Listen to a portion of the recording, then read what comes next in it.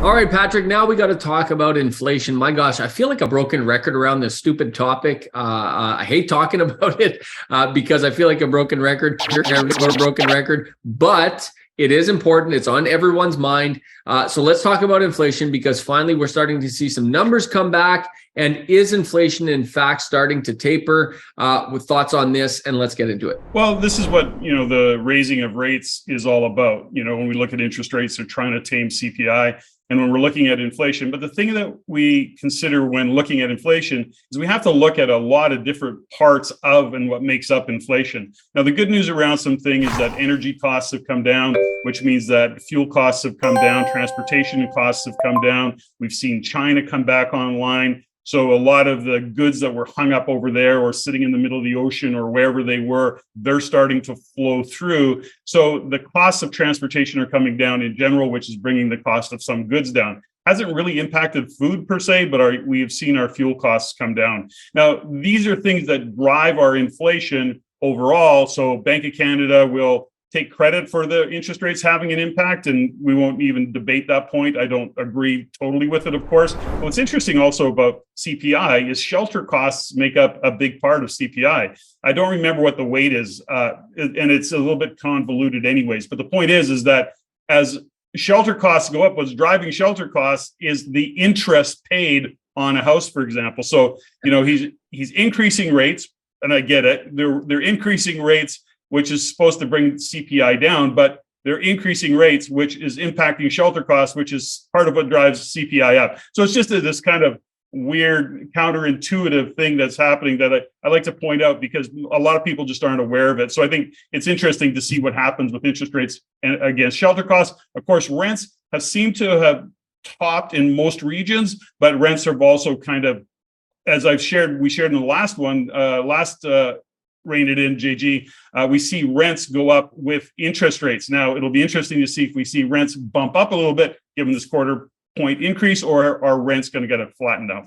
Well, I think, and this is back to the conversation we often have about the economy being a delicate equilibrium, because rents can only go up so much. They have to go up. They have to follow the price of housing, but they can only go up so much. I mean, people can only afford so much rent until they say, listen, I just can't afford this. And landlords understand that. Rental housing providers understand that. So there's definitely a balance there. And we called this top in rents, Patrick. I remember a couple months ago saying to you, listen, I'm seeing that we're at the top of the rental increase right now. And sure enough, now the data is showing that. And when you're in the trenches and you manage enough properties and you see enough of this stuff, you can kind of see these trends developing way before they actually develop. And inflation is a good example of that, how, it is coming down, which is good from that perspective. But also we got to keep in mind, Patrick, inflation is a number that is a and it's measured as a percentage of last year. So yes, we are getting, a 5% or 5.5% inflation or whatever the number is, but that's on top of last year's 7%. So the increases are decreasing. The cost of living is still rising. And there's no doubt, and I want to come back to where you started, which is there's no doubt the Bank of Canada are going to look like heroes around this. And I told you that right from the very beginning, that they always put themselves in a position to look like heroes, even though it probably had not that much to do with interest rates, had a lot more to do with the supply chain. They will still appear like heroes. That's just the way the system is designed, Patrick. Pisses you off, but it's true nonetheless. It does. So there's a couple things that we need to point out. Let's shine a light on a couple things. So when we look at what's happening in the economy and inflation, we look at rents. There's a fundamental that we don't want to step over. Back to a little bit about interest rates. Something that the Bank of Canada has to consider is the enormous amount of debt that Canadians took on when they borrowed all of that money on their lines of credit. That has an impact on the economy. So when we get into the inflation world, what's starting to happen as well is people are not spending as much money. They don't have as much money to spend. Their interest costs alone have gone up, let alone their food, fuel, et cetera, and their rents. So that's all part of what will slow an economy down as well. The thing is that savings accounts have also gone up, but not for everybody. This again goes back to speaking to who does inflation really affect. And it affects primarily the lower 50 or 40% of the population, the slightly lower income or even low income families that are trying to deal with these rising costs. Now, on the other side of it, the top 50%, if those are the numbers, and I'm just kind of throwing some numbers out there, ultimately the cost of inflation annoys them, but it doesn't shut them down. They're maybe spending a little bit less, but not as much. So the point of it is that these are the things that happen when we raise rates. We've got high debt right across the board on lines of credit, as an example, renovated houses, boats, cars, all the things that people spent money on. So this is all part of what drives the inflation or slows it down. So there's some argument saying that people are spending less, that will slow an economy down. Now, and this is actually showing up, Patrick, in the GDP numbers and the forecast that we're seeing. We got this chart here on the 2020 to 2030 GDP per capita for G7 countries. You see Canada is down at the bottom at 0.7% growth over the course of that's percent per annum. But this is where that shows up. So in case people are asking themselves, how does this show up? How does increasing interest rates this much show up? It shows up in the GDP numbers, and a 0.7% growth, Patrick, is pretty damn close to zero, and anything less than zero for 2 quarters in a row is considered a recession. Now, we can talk about whether or not we think we're going to have a recession, but that is what a recession is technically considered. And I tell you, Canada is at 0.7% forecasted growth.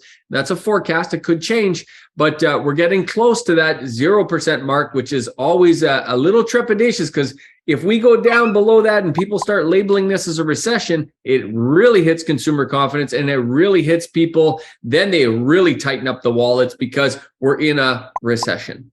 Yeah, there's a couple things to say about that. That particular chart was from OECD, I believe. So, Tiff Macklem is actually forecasting over 1% growth in 2023. And then I think they go into 2024 with 2% or something along that line. But the OECD is not as optimistic about Canada as Tiff Macklem was. So we'll see what happens with those numbers. These are all forecasts, of course. And this is where, we as RAIN want to be looking at these numbers all the time and sharing them with the community and sharing them with our viewers, because this is so important to understand, is that the Bank of Canada is going to be looking at a lot of different data. That's the same data that we're watching, so that we can anticipate where the market is going. As real estate investors, that's part of what we have to look at. So back to the GDP conversation, is some regions of Canada, particularly Ontario, will feel the effects more than, let's say, the western end of the country, where we're seeing as we've said many times, Alberta, Saskatchewan, Manitoba will be much stronger, particularly Alberta, in terms of their growth. So it's all to say, we've got to think regionally as real estate investors, pay attention to the GDP numbers, and we're going to talk about it. We have to pay attention to employment and looking what's going on with those numbers. Inflation covered, handled. Oh, geez, you almost got me again. Almost hit you right in the forehead there, Patrick. Watch it next time. There's a lot of forehead there. There's a ton of forehead. You could have really. It's not a very difficult target to hit. I'll tell you that. Okay, settle down. Let me try it again.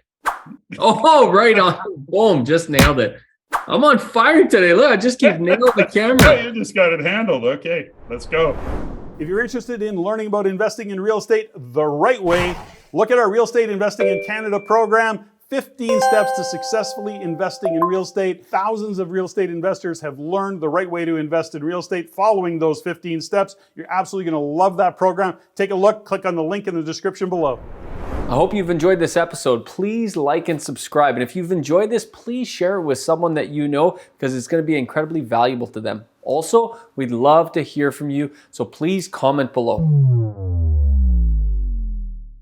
If you want to see more stuff like this, click here. If you want to see the entire show, click there.